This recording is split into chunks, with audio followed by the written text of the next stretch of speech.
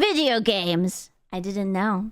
If there's anything that can overarchingly unify every group of people in the world, then that would have to be video games. Video games. As every person from the far-reaching prairies of the United States to the concrete jungles of Japan spent their childhood playing video games, and the Balkans are no exception. However, unlike much of the West and developed world, things were... What do you mean, the West and the developed world? What are you implying?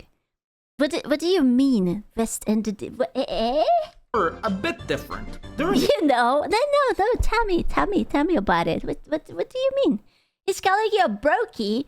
He can't call me a brokey, he's also a brokey. 80s, 90s, and arguably early 2000s, when most of us were growing up, in the West, one of the main video game producers for kids was Nintendo. And many of you watching from the US most likely have fond memories of playing Super Mario, Legend of Zelda, Pokemon, Donkey Kong, and many other classics. I am really curious about the Zelda remake.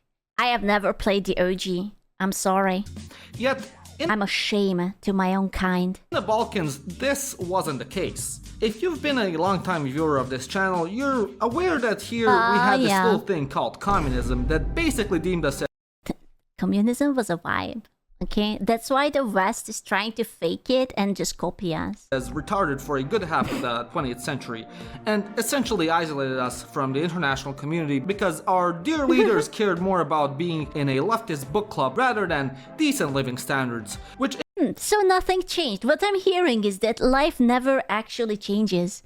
Everything is the same. We are living the same freaking cycle. Impacted the amount of money people had to spend on essential goods such as food, clothes, and video games. As such, mainstream video games popular in the West were practically non-existent in the Balkans. What's more, they were even seen as extreme luxuries that either only the wealthiest member of Balkan society or people with relatives abroad had. After socialism crumbled and the free market started to be embraced in the late 90s and early 2000s, consumer-grade electronics finally started to make their way to the peninsula. But because of the significantly lower amounts of disposable income, a lot of families could only afford second-hand computers imported from Germany or PCs. Oh my god, my computer done the same. Oh my god, this is exactly how my first PC died. I was cleaning it, I pulled out all the cables, I cleaned it, I plugged it back, and it burnt everything inside. Everything. PCs with really weak computing power. Even so, few families even possessed one. This ultimately impacted what games became popular amongst the kids in the Balkans. A lot of games that were popular usually... Ooh, Red Alert. Age of Empires, Plants vs. Zombies, bro, those are good games. Warcraft 3, GTA. Game pre-installed on the computer, such as the classics that were disposable in the West, such as Space Cadet 3D, a digital pinball game, and Minesweeper, aka Boss in Life Simulator. However, not gonna lie, I just played this game like a few months ago. Every year there comes a time where I yearn for Plants vs. Zombies, and I just download it from Steam and start it and finish it. However, you win, of course.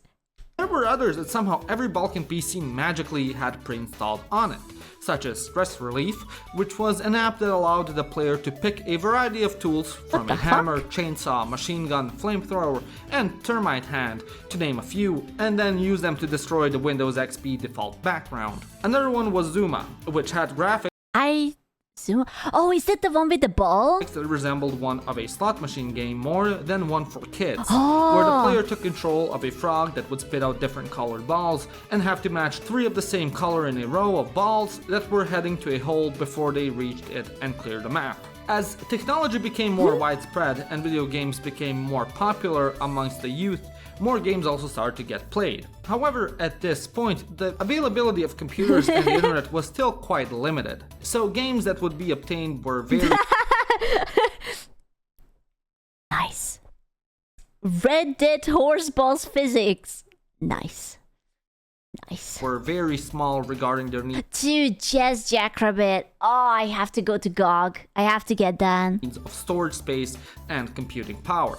So the way new games would be obtained was via a couple of ways. Sugar. One of them involved going to a video game shop. Now, in the West, this was usually a GameStop or some other equivalent, but here, game shops were usually integrated in a computer repair shop, which was run by some middle-aged computer nerd who would be one of the few people in town with internet access who'd pirate a shit ton of games and then burn them on these thick CDs, which had custom print. You know, I don't think I have ever seen a gaming store, like as a kid. Like ever. Maybe it was my parents were wise enough to just not like let me in or something. But I don't think... Yeah, I feel like the only time I ever been was like already when I moved to the capital city and there were like, I don't know, I think it was called a GameStop that I've been.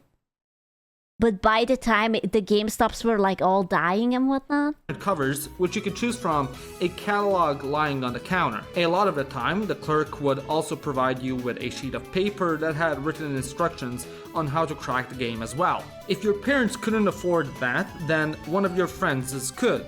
So then they'd give you a flash drive with the game, which was passed around school more than rarely read in a single shoot, and the games on it would eventually make their way onto the computers in the school's IT lab. In this time period, one of the most popular games that every single Slav watching will have an attack of nostalgia from just mentioning was Heroes 3. And 4. I don't think anybody can forget the unskippable cutscene at full volume you had to sit through when you first opened. 3 was better. I never get the 3. I only played 4. I'm like emotionally, stubbornly, rigidly obsessed with 4. Open the game on a fresh computer, giving away your location to I all loved IT it. teachers in a 10-kilometer radius. Essentially, Heroes 3 was a turn-based strategy game where you could control one of 9 factions. Why are they looking like beers?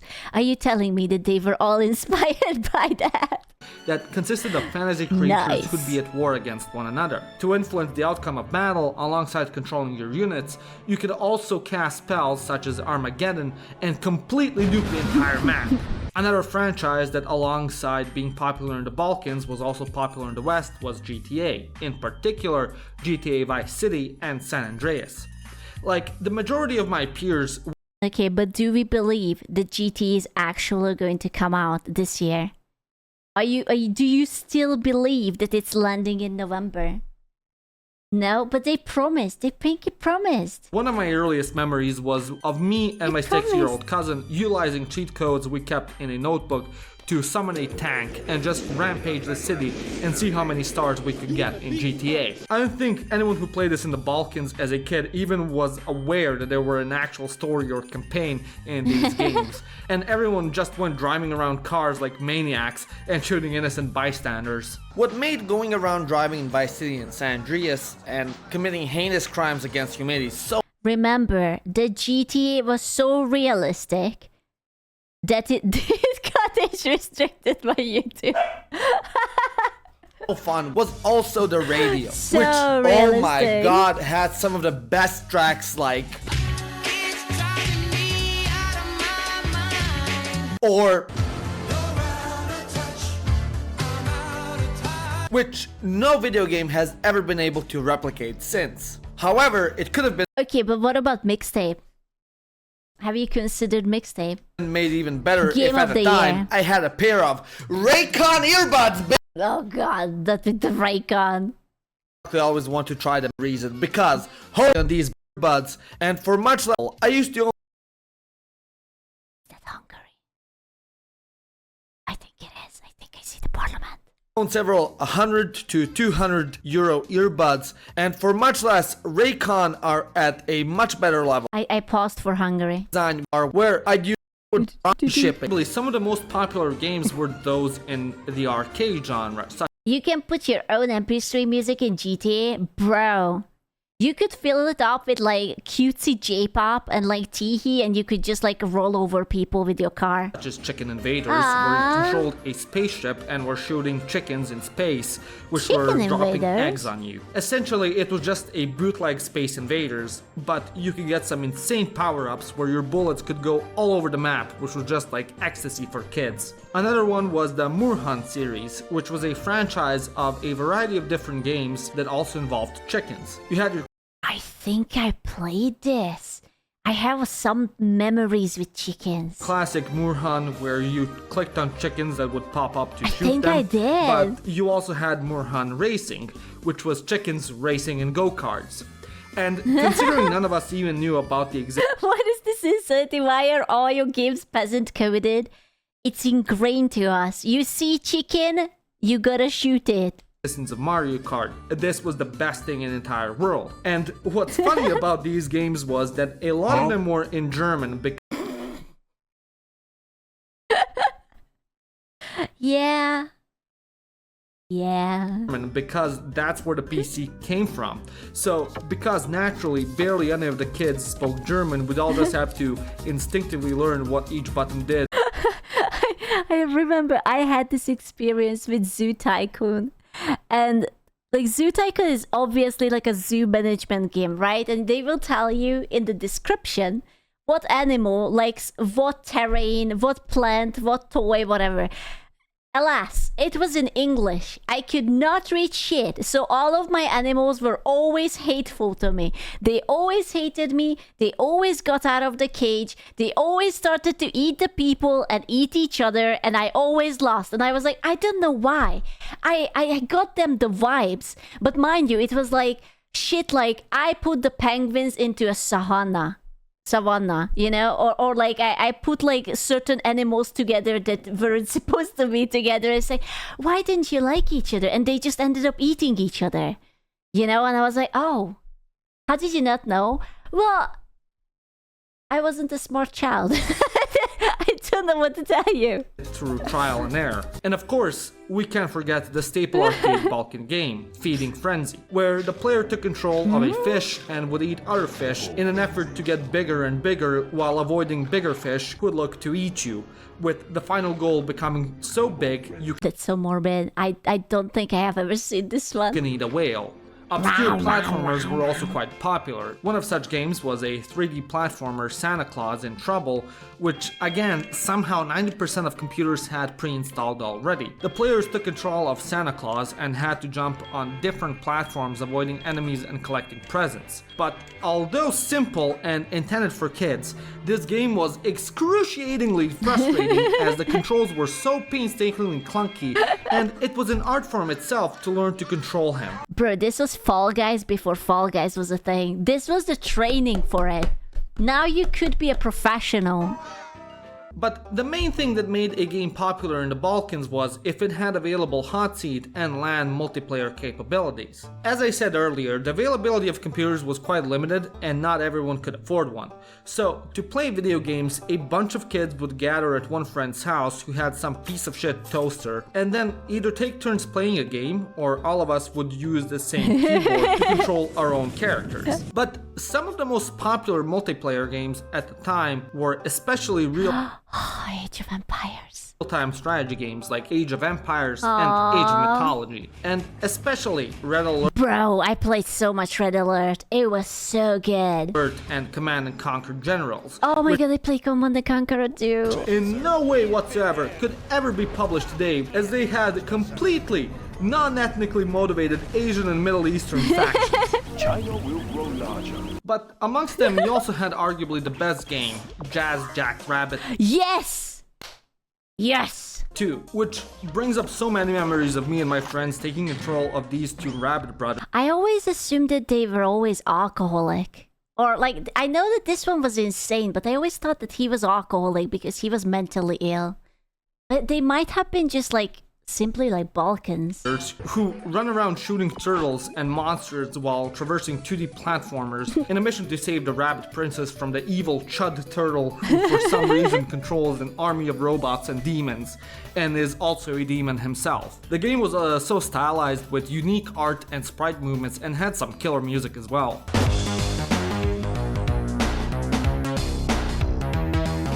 But the two games that dominated hot seat multiplayer had to be Pocket Tanks and Worms Armageddon. Oh my god, Worms Armageddon. Both games were quite similar, where players took turns to shoot different types of ammo at each other on a large map and also had to strategically... Oh my god, dude. Now that's a blast from the past. position themselves not to get shot. Personally, my favorite of Holy the two was shit. Worms, as the art style was way more cartoony and you had a larger variety of seemingly more bizarre weapons, some of which could blow up you and the entirety of the map. Truly a masterpiece. As the popularity of video games started to grow, more games also started to be available. Remember Prince of Persia? That's what you will not get for the remake. This came about in the fruition of PS2 games being adapted for the PC and then sold in grocery stores on a rack near checkout. So a lot of the time parents would buy one of these games on the way back home for their kids, which usually was some kind of Disney game like Tarzan, Toy Story, and Hercules, which holy shit was fun. Everyone I know owned Hercules, and it was genuinely one of the best Disney games hands down. Hercules game was so freaking good. I don't know what happened to Disney, man. They used to be so cool. Essentially, it was a mix between a beat-em-up and a platformer, which had different levels based on the movie. But the most infamous of all the Disney games was Aladdin. This one, too, was a platformer, but the map was so confusing and filled with enemies that it was the Dark Souls of Balkan games with... Bro, my rich cousin had it. The thing is that we didn't really buy a computer for a very long time, but my mom had like a 5-head idea, right? She always wanted to go and talk with her sister, and I never wanted to go, but my cousin had a computer, and his computer was full of games. So it was like, okay, my cousin will fuck off, and I get to stay in his room to play the games on his computer while my mom is pouring her heart out to her sister. So it was stonks for everyone. 99% of my friends claiming they never could go past the first level as kids, as enemies would just kill you with bullshit you had no idea how to overcome. Yet, as time progressed, the internet became more prevalent and available. As such, internet cafes started springing up all over Balkan towns. And of course, kids would flock to them in droves, ready to spend their meager lunch money on computer games. At this time, LAN and online multiplayer games really started to get popular. Oh my god, a female! There's a female in gaming, and you don't believe in miracles. Look, and she doesn't even look like she hates everyone. Of That's course, crazy. you can't talk about this time period without mentioning Counter-Strike 1.6. In every internet cafe, this was the hottest. She was paid for it. It was sponsored so that they can... Is this like a beer? Like all the boys are in the little beer, the little cigarettes ready to smoke? Shit out there. Hordes of kids would duke it out against one another in the famous The Dust 2 map, and that would spawn a buttload of memes like, Out my way, son! Door stuck! At this time, League of Legends came out and instantly became a huge hit all across the Balkans. I know today that it's a behemoth of a game with a player base with not the greatest reputation. But back in the day, the game looked way more jagged and clunky and was one of the most fun things in the world to play with your friends, as no one took it as seriously and tried to make the most of their time at the internet cafe and then tell the stories of their ridiculous matches next day at school. If competitive games weren't your forte, then naturally you'd play World of Warcraft. Now, again, I know this was quite popular in the West, but the thing is, I had a classmate who almost got kicked out of class because he was sad because his parents were divorcing and he got addicted to World of Warcraft. And because his parents were divorcing, they didn't know that he wasn't going to school and just staying at home playing World of Warcraft every day. no one in the Balkans could afford a subscription. So instead, people played a cracked version of the I was like, wow. game and also created free and Fucking cracked lore. servers to play on, many of which It's a okay. He made it. He graduated with all of us. I'm sure he's okay now. Would lack core features of the game, but nevertheless, it was still so much fun to just be able to play the base game. At this time, the internet was also introduced in the... I don't mean to be like that, but World of Warcraft, it was good till the Wrath of the Lich King, and I will still hold myself to that. It peaked. Everything else after that, it was just a downfall. I'm sorry. That's it. I don't care about Legion. I don't care about Midnight. I don't care about whatever. Nah. Yeah, after Wrath, it was just... It didn't hit the same way. computer labs at school. But the pandas... Hot take. I did not like the pandas. I didn't like it that they were neutral. They started to fuck up the entire balance. So, like everywhere else in the world, instead of actually learning how to use Microsoft Do not fuck the pandas. The Chinese will not be happy. Word, PowerPoint, or the basics of Python, instead everyone nice. in the class would play Flash games. Of course, sites like Miniclip, Newgrounds dominated with their edgy games, with one of the most popular ones being Bubble Trouble. But some of the more locally recognizable sites were Freb. I don't remember that. .com and Poki.hu, where there were more Flash games than you knew what to do with them all. A popular one because of the multiplayer was Fireboy and Water Girl, which was a co-op puzzle platformer where the players had to solve puzzles to allow the others to enter different chambers in the map and collect all the gems. But of course, although these games were great, there were also masterpieces such as the Pilsner game where What is that? Is that a beer? Undress me. Hello? 9-year-olds collected falling beer bottles while a PNG of a woman stripped, and of course, the greatest digital gem, Borsnyu 2D. And yeah, those were just some of the games popular in our childhood. Let me know which game did I miss and which were your favorite. If Amazing. 10 out of 10. Incredible. Love it. you enjoyed this video, click that like button, and if you really did, smash the subscribe button and become a member like these wonderful people. My name is Janos, and you watched Living Ironically in Europe. Hey, why are you living in the USA? It is not the place to stay. Hey, I need shit in my glass if I may. Don't tell me that you are gay. What? Hold up. What? what was the... I'm like vibing. It's like, yeah. The music is so good. What? Huh? Do not tell him. No. It was a 10 out of 10. I loved it. Very good game.